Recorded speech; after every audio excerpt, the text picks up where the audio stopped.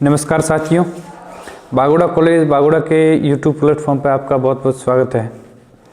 साथियों, इस वीडियो के माध्यम से हम बीए बीएड सेकेंड ईयर के जो एग्ज़ाम अभी आगामी कुछ समय के बाद होने वाले हैं, उस एग्ज़ाम को ध्यान रखते हुए कुछ इम्पोर्टेंस क्वेश्चन की सीरीज़ प्रारंभ करने जा रहे हैं। जो महत्वपूर्ण क्वेश्चन है उनकी हम यहाँ इस प्लेटफॉर्म के माध्यम से चर्चा करेंगे आपसे।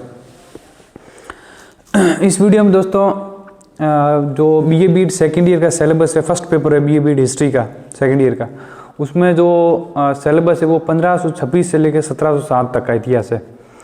1526 लेकर 1707 तक मुगल काल का संपूर्ण इतिहास है उस फर्स्ट पेपर में, और सेकंड पेपर में 1707 से लेकर 1857 तक है। तो हम इस वीडियो में माध्यम से हम जो आगामी एग्ज़ाम के लिए जो इम्पोर्टेंट क्वेश्चन हो सकते हैं उनका एक चर्चा करेंगे आपसे, और जो है उन पे एक डिस्कशन करेंगे कि कौन से एग्ज़ाम पे क्वेश्चन आ सकते हैं। जो फर्स्ट पेपर है उसके अंदर 5 यूनिट है, और जो फर्स्ट यूनिट है उसमें जो उसका फर्स्ट यूनिट है उसमें है कि जो सिलेबस है फर्स्ट यूनिट की सिलेबस में उसमें है कि source history source of Mughal empire, जो मुगल साम्राज्य के जो जितने भी ऐतिहासिक स्रोत हैं वो, और उसी की यूनिट के अंदर एक और है, यूनिट फर्स्ट के अंदर एक इकाई है कि उसमें है expansion of Mughal empire, Babur और हुमायूं और शेरशाह सूरी का मुगल साम्राज्य के विस्तार वो किस तरह हुआ बाबर के शासनकाल में, हुमायूं के शासनकाल में और शेरशाह के शासनकाल में। तो ये फर्स्ट यूनिट के 2 टॉपिक हैं। तो आज हम चर्चा करेंगे मुगल साम्राज्य के जो ऐतिहासिक स्रोत हैं। तो आप देख रहे होगी कि जो मुगल साम्राज्य में जो जितने भी ऐतिहासिक स्रोत लिखे गए हैं उनमें हम चर्चा करेंगे। देखें तो मुगल इतिहास के जो आपसे क्वेश्चन पूछा जा सकता है वो कि मुगल काल के ऐतिहासिक स्रोतों पर प्रकाश डालिए हो सकता है, या मुगल काल के ऐतिहासिक स्रोतों के बारे में, साहित्यिक स्रोतों के बारे में चर्चा कीजिए, या उनका विश्लेषण कीजिए, या उनका वर्णन कीजिए। इस तरह के क्वेश्चन पूछे जाते हैं। साहित्य पूछे जा सकते हैं, या फिर ऐतिहासिक स्रोतों के बारे में पूछा जा सकता है सीधा के ऐतिहासिक स्रोतों के बारे में।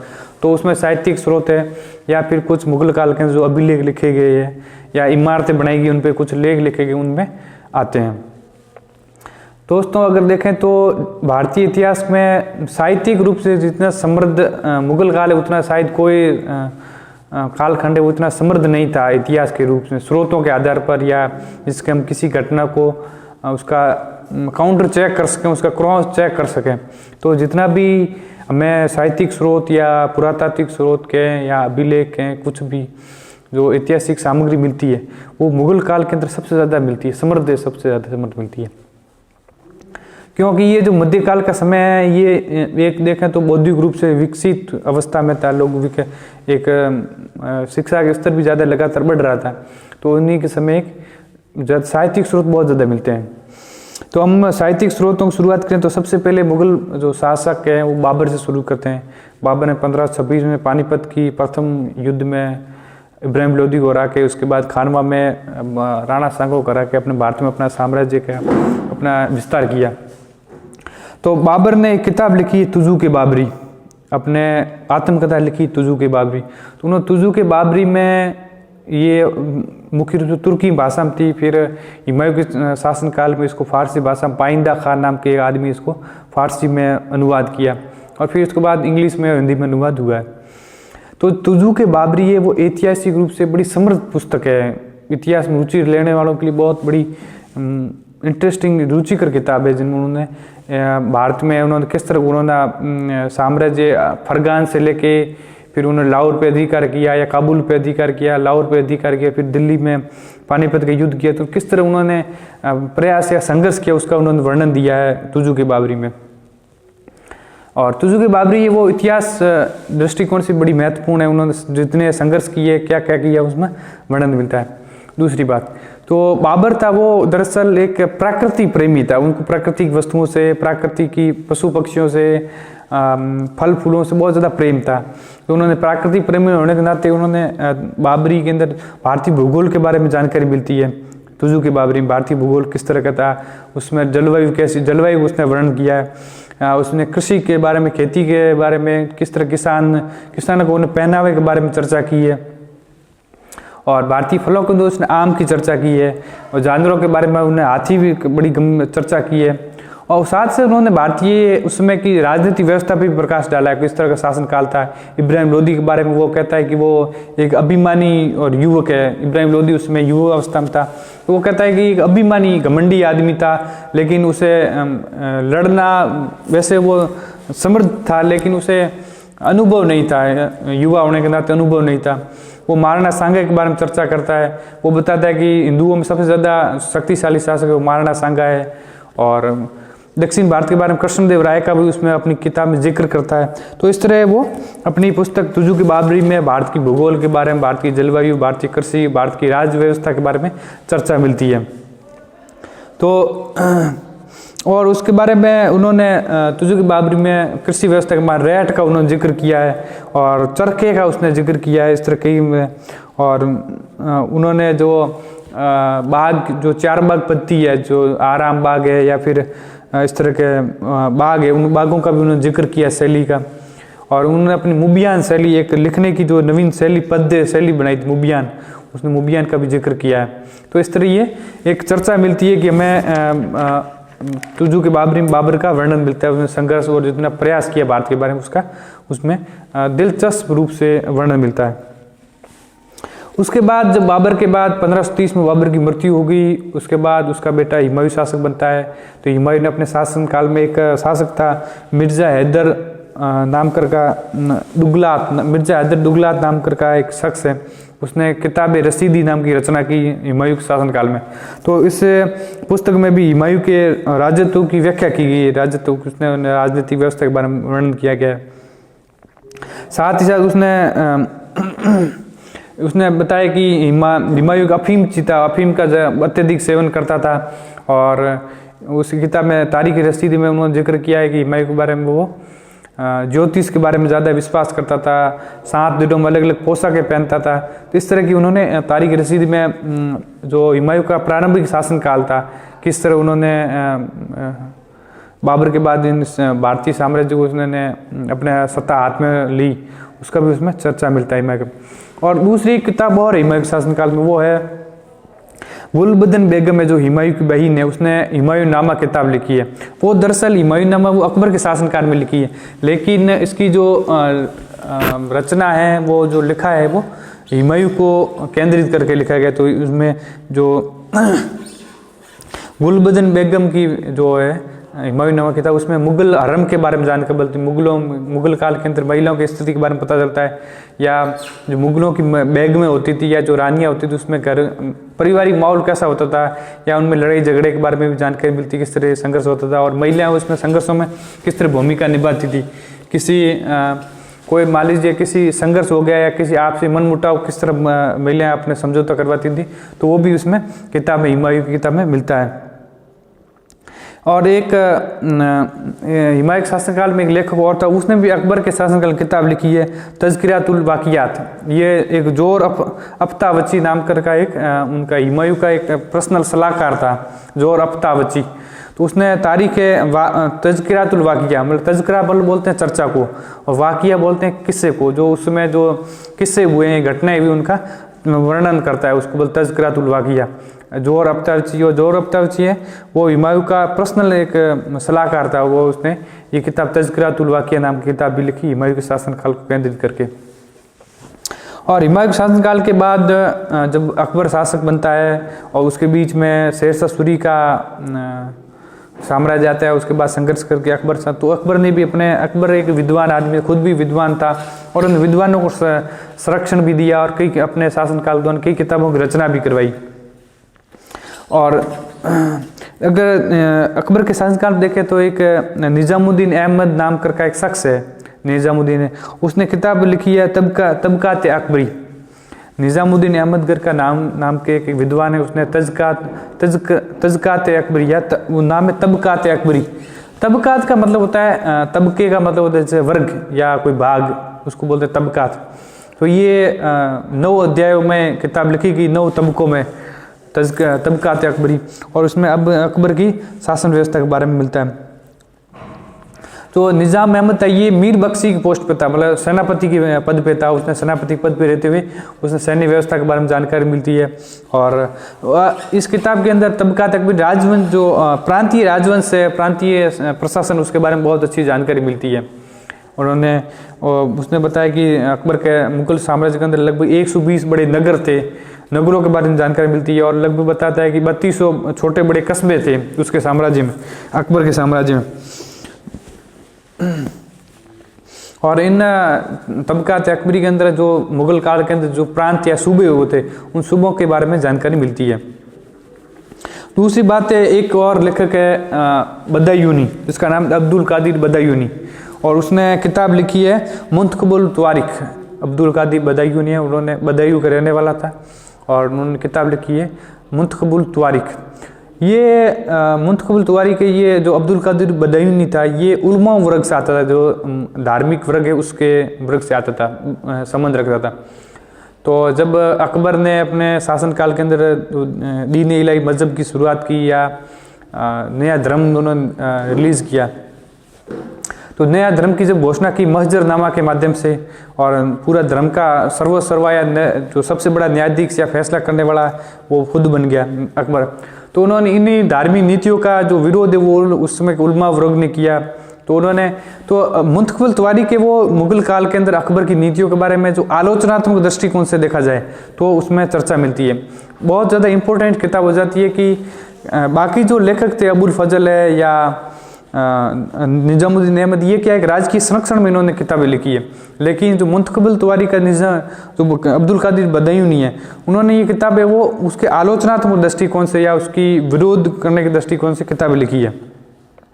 तो इस किताब ये बहुत ज़्यादा एक महत्वपूर्ण हो जाती है इस माध्यम से कि उन्होंने इस पर बहुत ज़्यादा चर्चा की है।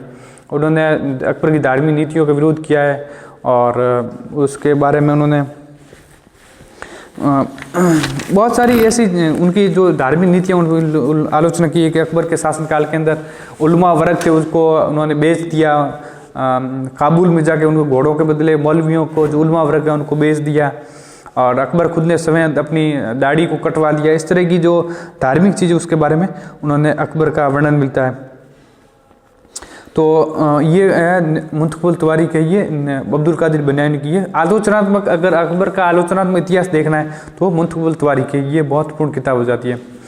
उसके बाद आती है अबुल फजल का अकबरनामा है, और ये किताब है वो अबुल अकबर ने अपने शासनकाल के जब उन्होंने देखा कि जो बाकी किताबें थी वो अकबर प्रसन्न नहीं हुआ, किसने धार्मिक नीतियों का विरोध हुआ, तो अकबर ऐसा व्यक्ति को चुनना चाहता जो उसके विचारों से सहमत हो। तो उस पर ध्यान रखते हुए अबुल फजल को चयन किया गया। फिर अबुल फजल ने अपने दौर के अंदर अकबरनामा किताब लिखी, जो अकबरनामा 3 भाग में विभक्त है। और अकबरनामा के जो अंतिम भाग है, अकबरनामा का अंतिम भाग है, उसे बोलते हैं आईन अकबरी। और आईन अकबरी भी 3 भागों में फिर विभक्त है, उसको विभाजित किया गया, जिसमें मंजिल आबादी है, मुल्क आबादी और सिफे आबादी है। 3 मतलब आईन अकबरी है वो मुगल काल का आर्थिक इतिहास है, इसको गजेटियर भी बोलते हैं या बजट भी बोलते हैं। मुगल काल का आर्थिक इतिहास अगर आपको अध्ययन करना है, राजस्व व्यवस्था का अध्ययन करना है, नगरों का अध्ययन करना है, या सूबों का राजस्व कितना हुआ करता था, या सूबों की उसमें की आर्थिक स्थिति किस तरह की थी, इन सब के बारे में वो अकबरनामा बड़ी लंबी चर्चा मिलती, बड़ी लंबी पुस्तक है, उसके अंदर बड़ी मोटी किताब है। और फिर उसको 3 भागों में विभक्त की गई है। फिर उसका अंतिम भाग उसको आईन अकबरी बोलते हैं, और उसके भी 3 भाग हैं, और उसको मंजिल आबादी है, सिफे आबादी है, मुल्क आबादी, उन 3 भागों में विभाजित है। और जो मंजिल आबादी का भाग, उसमें शाही खानदान और घर के परिवार के विषयों में जानकारी मिलती है कि उसमें अकबर के शासनकाल में घरेलू या महिलाओं की आरंभ के बारे में क्या स्थिति थी। फिर सिफे आबादी, उसमें मनसबदारी व्यवस्था है, जो प्रशासनिक व्यवस्था, उसके बारे में जानकारी मिलती है अकबर के शासनकाल की प्रशासनिक व्यवस्था किस तरह की थी। फिर ये मुल्क आबादी के अंदर प्रांतों के बारे में जानकारी मिलती है, सैन्य व्यवस्था के बारे में जानकारी मिलती है। तो ये किताब बहुत ज़्यादा इंपॉर्टेंस हो जाती है इतिहास के स्टूडेंट्स के लिए। और इसमें सांख्यिकी आंकड़ों का इस्तेमाल किया गया है, जो उसमें राजस्व के लिए या कितना उत्पादन होता था, फसलों का कितना उत्पादन होता था, राजस्व क्या था, कर निर्धारण क्या था, इस तरह की चर्चाएं उन्होंने बहुत लंबी चर्चाएं की है इसमें। दूसरी बात, इसकी चर्चा इंपॉर्टेंस इस कारण हो जाता है कि अबुल फजल ने धर्मनिरपेक्ष शब्दावली का प्रयोग किया है। बाकी जब उससे पहले शासनकाल में देखें या इसके बाद देखें तो इतनी चर्चा या शुरुआत है धर्मनिरपेक्ष शब्दावली की, तो वो अबुल फजल के समय मिलती है। वो मतलब अबुल फजल एक धर्म से प्रभावित नहीं था, वो एक धर्मनिरपेक्ष दृष्टिकोण से इतिहास को लिखना चाहता था और वो सफल भी हुआ लिखने में। तो इस तरह की अकबर के काल की जो महत्वपूर्ण किताबें, 3 किताबें हैं, वो उसमें चर्चा मिलती है। उसके बाद जब जहांगीर का शासनकाल आया तो जहांगीर ने खुद ने अपने शासनकाल के अंदर एक आत्मकथा लिखी है, तुजू के जहांगीर, जिसका नाम था तुजू के जहांगीर। और तो इसमें तो जहांगीर के शासनकाल की चर्चा मिलती है। तो जहांगीर की प्रारंभिक 16-17 साल की चर्चा उसने खुद जहांगीर ने लिखा है, अपने तुजू के जहांगीर खुद ने अपनी आत्मकथा लिखी है। उसके बाद 18वां-19 साल की जो चर्चा है वो उनका एक अधिकारी था मोतमीद खान, उनका जो 18वां-19वें शासनकाल के जो घटनाओं का जिक्र है वो मोतमीद खान नाम करके एक आदमी था, राजकीय कर्मचारी था, उसने उसका लिखा है। और उसमें उन्होंने अब अकबर की तुजू के बागे ने कुछ अपनी अकबर की जो धार्मिक नीति थी उनको, क्योंकि अकबर के शासनकाल के अंदर मुस्लिम वर्ग था, उन्होंने अकबर की जो धार्मिक नीतियाँ दीन इलाही है जो और महजरनामा है उसकी बड़ी आलोचना की है, उसके विरोध हुए हैं धार्मिक नीतियों के, या सुलह कुल की नीति है या दीन इलाही नीति है, इनका मुस्लिम वर्ग ने बड़ा विरोध किया। तो जहांगीर ने जो उनका सफाई देने के लिए कोशिश की, स्पष्टीकरण देने की कोशिश की, भाई उनके पिता ने सही काम किया, इस तरह की भी चर्चा मिलती है। और तुजू की जहांगीर उस समय की प्रशासनिक व्यवस्था की और राजनीतिक घटनाओं की भी जानकारी मिलती है। मेवाड़ मुगल जो संधि हुई उसके बारे में चर्चा मिलती है, और नूरजहाँ के साथ उनके जो संबंध थे, उनकी शादी को लेकर वो भी उनमें चर्चा मिलती है। और तो इस तरह की तुजू की जहांगीर में जहांगीर के शासनकाल की व्यवस्था के बारे में जानकारी मिलती है।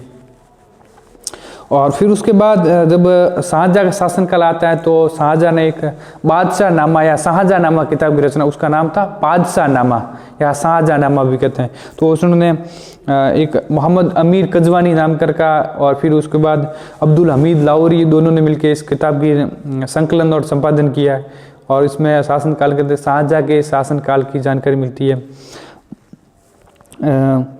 इसके अंदर इन्होंने जो बादशाह नामा पुस्तक, इन्होंने अकबर की जो अबुल फजल के लिखी गई आईन अकबरी या अकबर नाम उसकी, उस शैली पे उन्होंने इस किताब की रचना की है। वो जो शैली उसकी नकल करते हुए बादशाह नामा की रचना की गई। और इसमें भी शाहजहाँ काल के जो राजनीतिक घटनाक्रम थे वो उसकी चर्चा मिलती है, और साथ ही प्रशासनिक व्यवस्था की भी चर्चा मिलती है। और औरंगजेब के उसके बाद शाहजहाँ के बाद जब औरंगजेब के बारे में आता है तो औरंगजेब है वो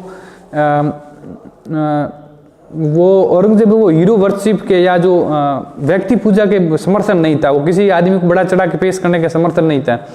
अगर औरंगजेब की औरंगजेब के बारे में अच्छी और बुरी चीज़ों के बारे में देखें तो वो इनको फिजूल खर्ची मानता था कि पैसों की ये बर्बादी है, और किसी आदमी को मतलब दूसरे आदमी के द्वारा बड़ा चढ़ा के पेश करना ये भी गलत है, उनको सही नहीं मानता था। तो उन्होंने अपने राज दरबार के अंदर संगीत है, नृत्य है, चित्रकारी है, इस तरह के जो कला संबंधी थे उन्होंने विरोध किया। इतिहास रचनाएं लिखना ये सब उन्होंने विरोध किया। तो औरंगजेब शासनकाल के अंदर देखें तो औरंगजेब ने कोई राजकीय संरक्षण में इतिहास का लेखन नहीं करवाया था, कोई इतिहास नहीं लिखा गया था। और लेकिन उन्होंने एक काम किया कि उन्होंने जो धार्मिक विधि, इस्लामिक विधि संहिता थी, उन्होंने उसका एक संकलन करवाया जिसको बोलते हैं फतवा आलमगीर। औरंगजेब का पूरा नाम औरंगजेब आलमगीर था और उनके नाम से फतवा आलमगीर नाम करके एक विधि संहिता को संकलन करवाया। उसने 50-60 उलमाओं को बिठा के उन्होंने एक पूरी जो इस्लामिक विधि संहिता थी, फ़िक़्ह है जो बोलते हैं फ़िक़्ह, तो फ़िक़्ह उन्होंने नई तरह से संकलन करवाया फतवा आलमगीर में। उसके बाद एक औरंगजेब के बाद के शासनकाल में मुंतखबुल एक किताब है मोहम्मद हाशिम अली खान ने, जिसको खफ़ी खान भी बोलते हैं। खफ़ी का मतलब होता है छुपा हुआ, उसका उपाधि थी खफ़ी खान, उसका नाम था मोहम्मद हाशिम अली खान। और उसने अपनी किताब लिखी मुंतखबुल लुबाबा या तारीख के खफ़ी खान भी कहते हैं, और मुंतखबुल लुबाबा नाम की पुस्तक भी रचना की उसने। तो उसमें औरंगजेब की शासनकाल के बाद के समय में लिखी गई, लेकिन उनकी औरंगजेब की घटनाओं का जानकारी मिलती है। और इसमें औरंगजेब की जो धार्मिक नीतियों का उसमें वर्णन किया है, और जो उसमें कृषि संकट और जमींदारी संकट था उसके उन्होंने संकट किया है कि उन्होंने इसमें खफी खाने मुंतकबुल या तवारी के खफी खां में कहा है कि किस तरह जो रैयत होते थे या जो किसान होते थे वो मुग़ल शासकों से या मुग़ल कर्मचारी कितने डरते थे, उनका भय था, किस तरह से वो पीड़ित या शोषित थे, वो उसके बारे में भी चर्चा मिलती है तवारी के तारीख खफी खां में। और शिवाजी के बारे में भी जानकारी मिलती है। वो शिवाजी को ऐसे ठगी का पुतला या शैतान का बच्चा जैसे शब्दों से संबोधित करता है, और मराठा मुग़ल जो संबंध है उनकी भी चर्चा मिलती है। तो इस तरह की किताबों में इसमें तवारी के खफी खां में चर्चा मिलती है। मुग़ल मराठा संघर्ष है, मुग़ल राजपूत संघर्ष है, उनके संबंधों के बारे में चर्चा मिलती है। वो औरंगजेब की धार्मिक नीतियों का विरोध करता है, लेकिन शिवाजी की धार्मिक नीतियों का समर्थन करता है कि वो उनकी शिवाजी की धार्मिक नीतियाँ सही सुनती, इस तरह की भी चर्चा मिलती है। और औरंगजेब के शासनकाल में एक लेखक था ईश्वरदास नागर। ईश्वरदास नागर ने किताब लिखी फतुहात आलमगीर। उसमें जो औरंगजेब आलमगीर की जो विजेताओं है उसके जो जीत उसके बारे में जानकारी मिलती है, इसके बारे में भी जानकारी मिलती है। साथ ही साथ बहुत सारी उसके साम्राज्य शासनकाल में कई इमारतों को रचना हुई है। मुग़ल साम्राज्य ये फतेहपुर सीकरी है, आगरा का किला है, या लाल किला है, या हुमायूं का मकबरा है, या ताजमहल है, या जितने भी इमारतों के लाहौर के अंदर शाहजही बादशाही मस्जिद है, या जहांगीर का मकबरा, इस तरह की जितनी भी इमारतें वहाँ उन्होंने अपने लेख उत्कीर्णित करवाए। और जहांगीर ने अपना एक जो प्रयाग प्रशस्ति है जो चंद्रगुप्त मौर्य का और लेख है उस पर भी उन्होंने अपनी कई अभिलेख लिखवाए। उसी अभिलेख पे तो 3 शासकों का प्रयाग प्रशस्ति, उसमें 3 शासकों के बारे में जानकारी मिलती है और उसमें जहांगीर का लेख भी है। साथ ही साथ उसमें उस समय के जो राजपूत शासक थे, आमेर है, मेवाड़ है, मारवाड़ है, उसके बारे में जानकारी मिलती है। तो मेवाड़ के राज सिंह की जो राज सिंह प्रशस्ति राजसमंद के अंदर, तो राजसमंद झील के पास, उसमें भी मुग़ल और राजपूतों के संबंध के बारे में चर्चा मिलती है, मुग़लों के बारे में। और जो ख्यात साहित्य है, जो जैसे राठौड़ों के जो बीकानेर राठौड़ और जोधपुर राठौड़ों के बाद जो ख्यात साहित्य है, मूणोद नैणसी की है, या बांकीदास की ख्यात है, या जो दुर्सा हाड़ा की रचना है, उनसे भी चर्चा जानकारी मिलती है मुग़लों के बारे में। या आमेर के शासक उनके बारे में चर्चा मिलती है। तो जो या मराठों के अपने उनमें जो क्षेत्रीय इतिहास है लिखा उन्होंने, जो क्षेत्रीय इतिहास लिखा उनमें भी उनमें मुग़लों के संबंध में चर्चा मिलती है। तो मुग़ल साम्राज्य है वो साहित्यिक दृष्टिकोण से देखें तो बड़ा समृद्ध है, बहुत सारी जानकारी हमें मिलती है, अलग बहुत सारी, लगभग ऐसे माने तो छोटी बड़ी 60 से 70 पुस्तकें या किताबों की रचना हुई है मुग़ल काल के अंदर। तो साहित्यिक दृष्टि देखें तो बड़ा मुग़ल काल समृद्ध रहा है। तो मैंने जो किताबों के नाम बताया और जो उसमें जानकारी मिलती है वो आप चर्चा कर सकते हैं। क्वेश्चन ऐसा पूछा जा सकता है कि मुग़ल काल के अंदर ऐतिहासिक स्रोतों के बारे में चर्चा कीजिए, तो किताबों का नाम बता सकते हैं, या इमारतों से लेके, या फिर उनसे राजपूतों के शासक थे उस समय के, उसमें भी चर्चा मिल सकती है, उनकी शिल्पकला के बारे में, वास्तुकला के बारे में जानकारी मिल सकती है। तो ये इम्पोर्टेंट के क्वेश्चन है, और इसी के साथ हम आगे इस तरह की क्वेश्चन आपसे चर्चा करते रहेंगे। धन्यवाद।